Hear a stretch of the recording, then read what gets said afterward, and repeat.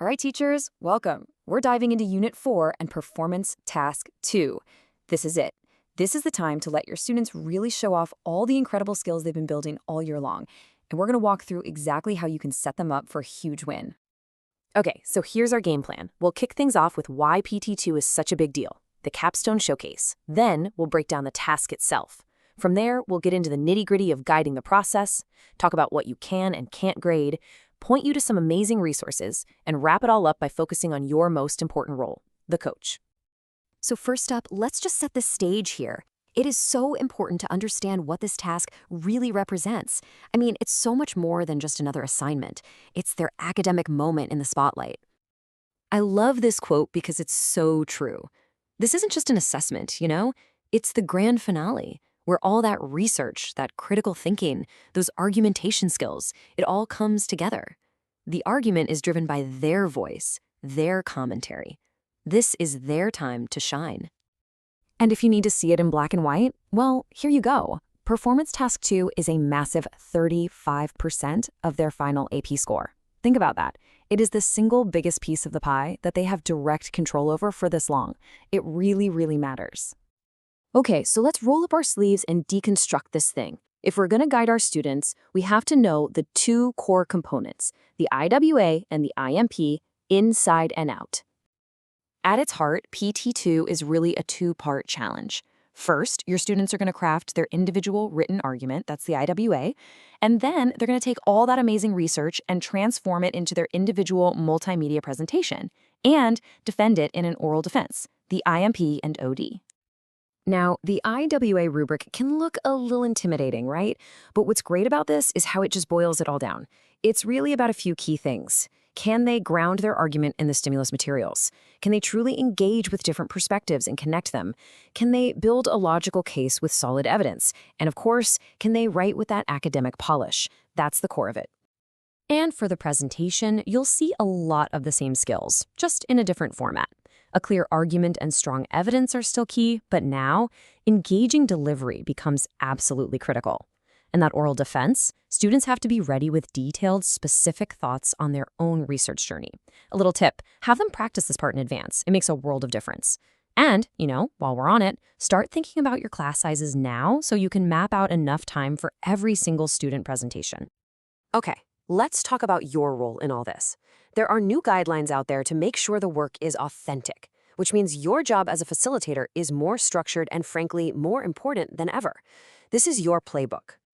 So, here are the big ones. You're now required to conduct 2 key checkpoints for the IWA. And let's be clear, these aren't about grading. They're about checking the process. The first is a quick chat about their source log. The second is having the student walk you through their argument outline. These are your official tools to make sure the work is genuinely theirs. But before you even think about those checkpoints, you should absolutely be teaching the stimulus sources directly. And a fantastic way to do this, a real game changer, is to run a Socratic seminar. It gets kids talking, hearing different ideas, and really digging into the text before they even lock in a research question. This slide is so important because it lays out the boundaries. You're a coach, right? Not a co-author.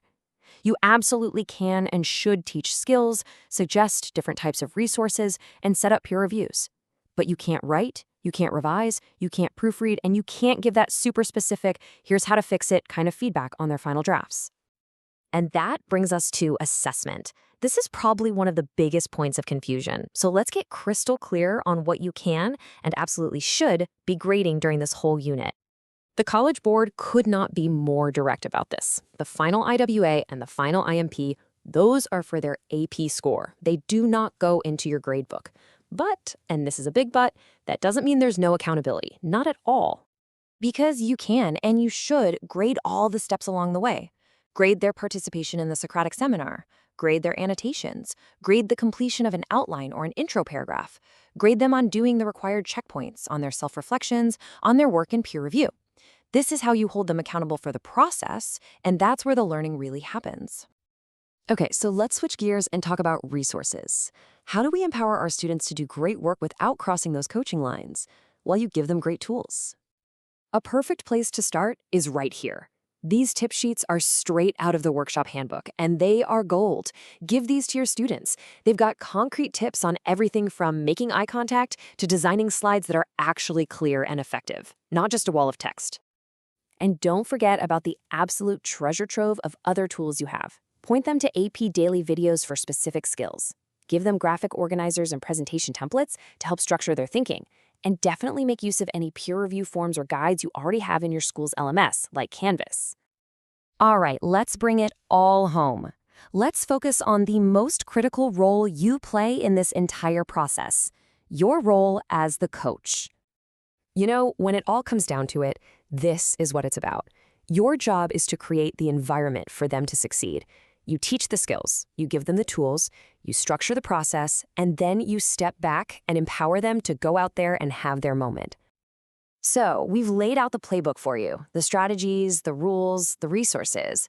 The question now isn't just what you're going to do, but how are you going to inspire and empower your students to own this process and create something they're truly proud of? You've got this. Good luck.